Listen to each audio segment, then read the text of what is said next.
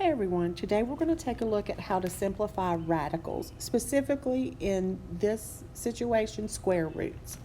So before we do that, let's take a look at something called perfect squares. We've mentioned this a little bit before, but here's just a little brief review. When we talk about perfect squares, it's a number that you can take a square root of and get a whole number. So for example, 1 times 1 is 1, so the square root of 1 is 1. 2 times 2 is 4. So the square root of 4 is 2. 4 is a perfect square. 3 times 3 is 9. So the square root of 9 gives us 3. And this goes on forever and forever or infinitely. Let's do a couple more. 4 times 4 is 16. So the square root of 16 is 4. 5 times 5 is 25. Therefore, the square root of 25 is 5. Now that's how it works if we have a number. The square root of a perfect square gives you a whole number. But what about if we have variables? Well, with variables, we're looking for groups of 2. That's because square and square root cancel each other out. Let me show you what I mean.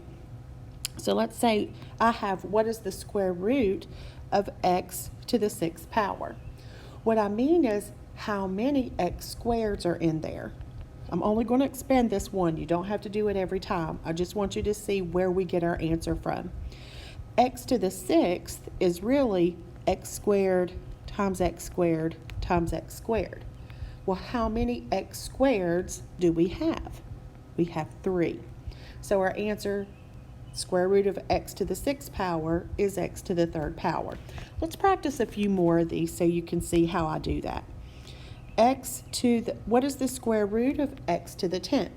Well, my base is x. How many groups of 2 are in 10? 5. So the square root of x to the 10th is x to the 5th. Let's try another one.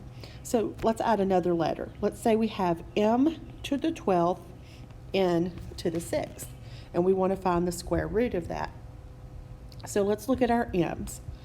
In 12, how many groups of 2 do I have? I have 6.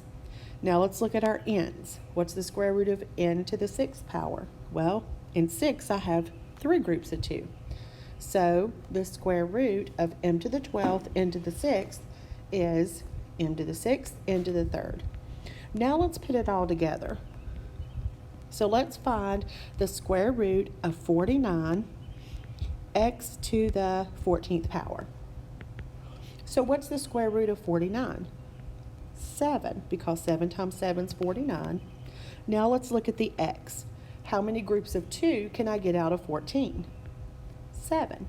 So the square root of 49, x to the 14th, is 7x to the 7th. Let's try about 2 more. So let's find the square root of 121, x to the 10th, y to the 24th, z to the 2nd power. So let's take it one thing at a time. What's the square root of 121? 11, because 11 times 11 is 121. Now let's look at our x's. How many groups of 2 can I get out of there? 5. How many groups of 24 or 2 can I get out of the 24? 24, you can get 12. And then let's look at z. How many groups of 2 are with the z? And you just have 1.